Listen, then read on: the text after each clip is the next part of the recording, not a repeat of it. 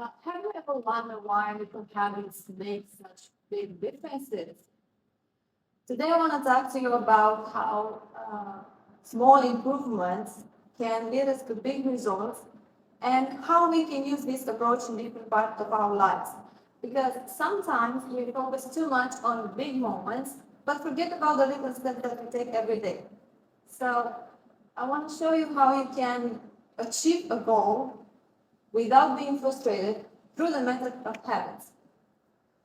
There are three main ideas: the 1% strategy or 2-minute rule, how do habits form, the identity, who do I want to become. We believe that big successes need huge efforts, whether it's losing weight, winning a competition, or achieving a goal. We push ourselves to the limits to get remarkable results that everyone knows. But there's a strategy called 1% improvement approach that is not that obvious, you can barely notice.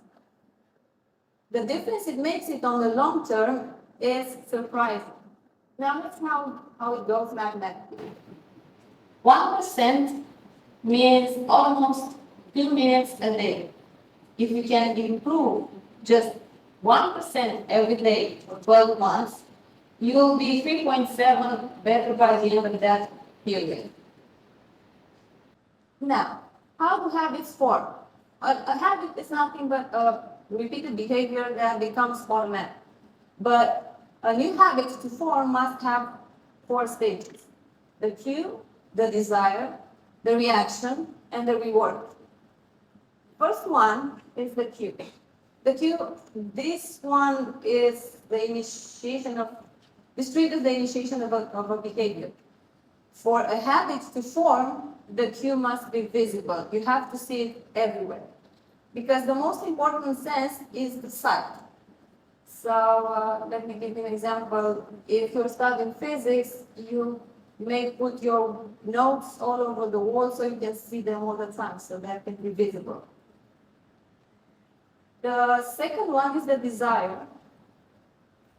The desire is the motivational force behind any habit. Without desire and motivation, you won't feel the need to change, because the desire is the difference between my actual state and the state that I want to feel later.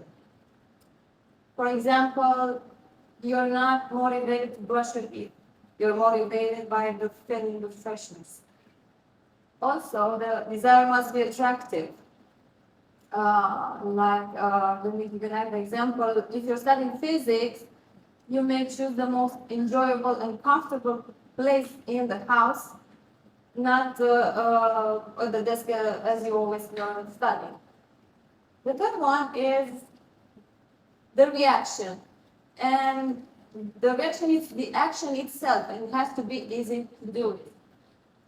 The brain craves comfort, so we trick it with the 2 minutes rule.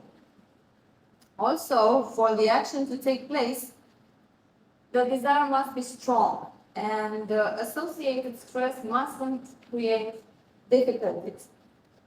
For example, if you're going to the gym and doing difficult workouts for 2 hours every day, this will seem hard, and you will experience muscle soreness, and this unpleasant feeling will create a sensation of not wanting to repeat it again.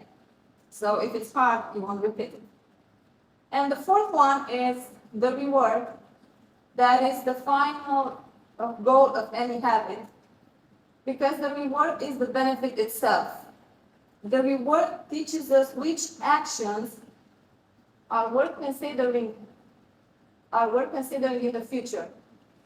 The brain, being a reward hunter, monitors actions that satisfy desire. And finally, who do I want to become is the identity. No matter, we build habits motivated to create an identity. No matter how logical a healthy habit may seem, if it conflicts with your identity, you won't embrace it. For example, if you smoke, do you want to become a smoker? Or if you study physics, do you want to become a doctor? Do you identify yourself with a doctor? Or if you use drugs, do you identify yourself with someone who does drugs?